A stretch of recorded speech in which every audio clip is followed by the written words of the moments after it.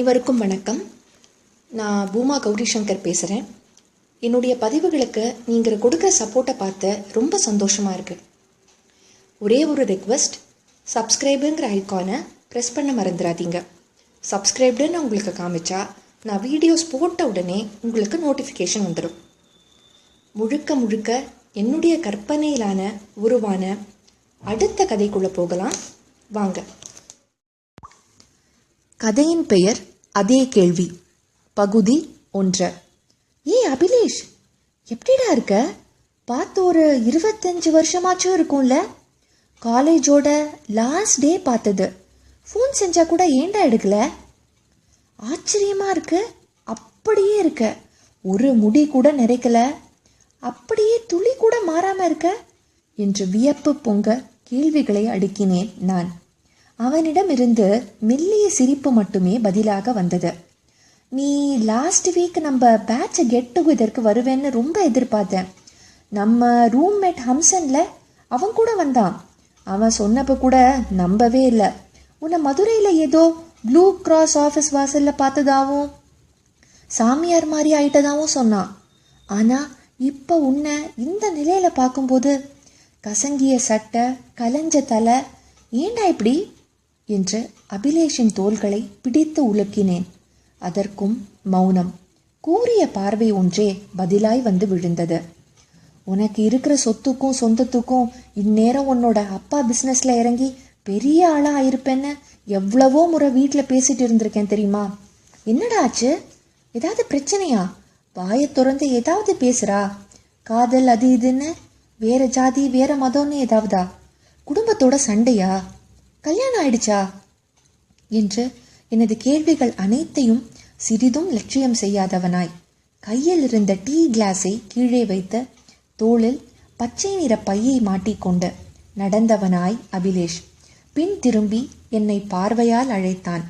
எனது காரை அதே இடத்தில் பார்க் செய்துவிட்டு அவன் பின் நடக்கத் தொடங்கினேன். அவனுடைய நிழலாகவே தொடர்ந்த பொழுதில் எனது நினைவுகள் பின்னோக்கி சென்றது. திருச்சியில் ஒரு தனியார் கல்லூரியில் இன்ஜினியரிங் 1ஆம் ஆண்டு படித்து கொண்டிருந்த சமயம். நான், அபிலேஷ், ஹம்சன் மூவரும் ஹாஸ்டலில் ஒரே ரூம் எண் 111. நானும் ஹம்சனும் படிப்பில் சுமார்தான். அபிலேஷ் நல்ல படிப்பாளி, நல்ல திறமைசாலி. ஏதாவது டவுட்ஸ்னா அவன்கிட்ட தான் கேட்போம். அபிலேஷ் ஒரு நாள் கூட கிளாஸை மிஸ் செய்ய மாட்டான். நானும் ஹம்சனும் அடிக்கடி கிளாஸை கட்டடிச்சிட்டு சினிமா, ஹோட்டல்னு போயிடுவோம். அப்படி எங்கேயும் போகலன்னா கூட ரூம்லேயே படுத்து நல்லா தூங்கிடுவோம். ரொம்ப சின்ன ரூம் தான் எங்களோடது. 2 கட்டில், 5 ஷெல்ஃப், ஒரு ஃபேன், அவ்வளோதான். ஜன்னல்லாம் கிடையாது. அபிலேஷை கதவை பூட்டி சாவி எடுத்துகிட்டு போக சொல்லிட்டு மதியம் 12 மணி வரைக்கும், சாப்பாடு நேரம் வரைக்கும் நல்லா தூங்கிடுவோம். அவன் வந்து திறந்தாதான் எழுந்திருக்கிறதே. ஒரு புதன்கிழமைன்னு ஞாபகம்.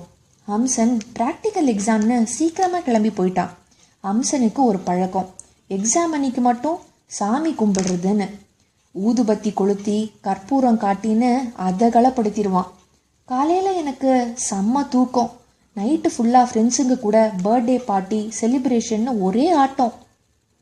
அபிலேஷ், ப்ளீஸ்டா, மார்னிங் கிளாஸ் நான் அட்டன் செய்யல, நீ போயிட்டு வா, ரூமை பூட்டிட்டு சாவியும் எடுத்துட்டு போயிடுறா என்று போர்வையால் முகத்தை மூடினேன். ஏன் அவ்வாறு அபிலேஷ் நடந்து கொண்டான் என்று தெரியாது. மிகுந்த கோபத்துடன் என் அருகில் வந்தான். போர்வையை உதறி வீசி எறிந்தான். எழுந்திரு பார்த்திபா, இப்ப நீ என் கூட காலேஜுக்கு வர, அவ்வளோதான் என்று சொல்லி கையை பிடித்து இழுத்தான்.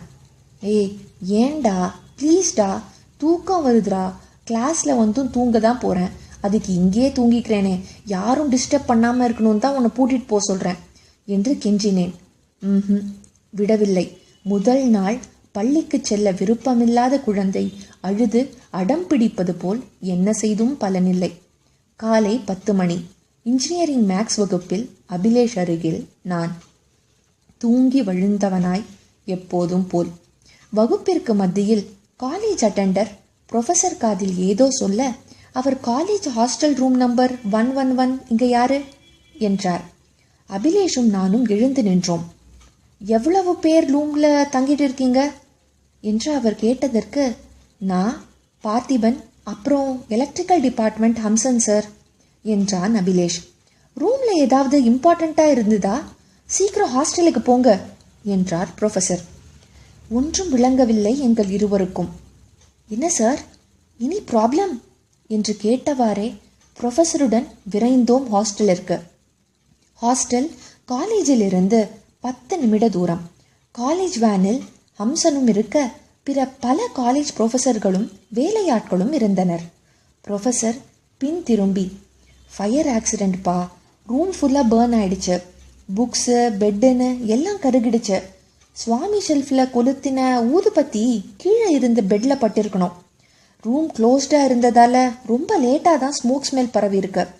தேங்க் காட் உள்ள நீங்கள் யாரும் இல்லாததுன்னு நினச்சி நான் சந்தோஷப்படுறேன் என்று சொல்லி தனது கழுத்தில் மாட்டியிருந்த சிலுவையை கண்ணில் ஊத்தி எடுத்தார். ஒரு நிமிடம் உயிர் போய் மீண்டு வந்தது எனக்கு. நான் அங்கே இருந்திருக்க வேண்டியவன். உடம்பு ஜில்லிட்டது. அபிலேஷன் கைகளை இறுக பற்றினேன். உனக்கு ஒன்றும் ஆகலல்ல, விடுடா என்று பார்வையாலேயே ஆறுதல் அளித்தான் அபிலேஷ். இதோ இன்று அபிலேஷை பின்தொடர்ந்தவனாய் நான். நில்லடா, பக்கத்தில் தான் என் வீடு, வீட்டுக்கு போகலாம் வா. ஒய்ஃபு குழந்தைங்க எல்லாம் கூட இல்லை, ஊருக்கு போயிருக்காங்க. உன் கூட பேசணும், நிறையா பேசணும். இந்த சமயம்லாம் நான் வீட்டில் இருக்கிற வேண்டிய நேரம்டா. ஷிஃப்ட்டு முடிஞ்சு வீட்டில் போய் நல்லா தூங்கிடுவேன். வா, கொஞ்ச நேரம் ரெஸ்ட் எடுத்துட்டு அப்புறமா வெளியே எங்கேயாவது கிளம்பலாம். சட்டென்று பின் திரும்பி, வீட்டுக்கு வரல, வா பீச்சுக்கு போகலாம் என்றான் அபிலேஷ். அவனுடைய குரலை மீண்டும் 25 ஆண்டுகளுக்கு பிறகு கேட்கிறேன். இதைவிட சந்தோஷம் வேறு இருந்ததில்லை. சரிடா, ஷியோர்டா, உன்னை ஆர்குட், ஃபேஸ்புக், ஏன் இன்ஸ்டாகிராம், ட்விட்டர்னு எல்லாத்துலேயும் தேடியிருக்கேன். நீ கொடுத்த லேண்ட்லைன் நம்பருக்கு எவ்வளவு தடவையோ ட்ரை பண்ணியிருக்கேன்.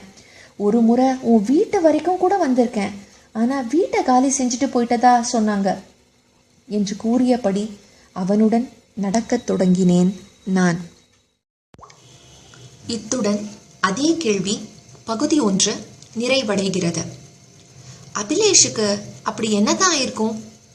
அவனுடைய இந்த மாற்றத்துக்கு என்ன காரணமாக இருக்கும்? நான் மறுபடியும் அபிலேஷை சந்தித்தது தற்செயலான விபத்தா, இல்லை அதுக்கும் மேலேயா? பார்க்கலாம் அதே கேள்வி பகுதி 2. அடுத்த வாரம் வெள்ளிக்கிழமை சந்திப்போம். இவ்வளவு நேரம் பொறுமையாக கேட்டதுக்கு முதல்ல நன்றி. இந்த கதை உங்களுக்கு பிடிச்சிருக்கும்னு நினைக்கிறேன். பிடிச்சிருந்தா லைக் பண்ணுங்கள், கமெண்ட் பண்ணுங்கள், ஃப்ரெண்ட்ஸ் அண்ட் ரிலேட்டிவ்ஸ் கிட்ட கண்டிப்பாக ஷேர் பண்ணுங்கள். பெல் ஐக்கானை ப்ரெஸ் பண்ணி சப்ஸ்கிரைப் கண்டிப்பாக பண்ணுங்கள்.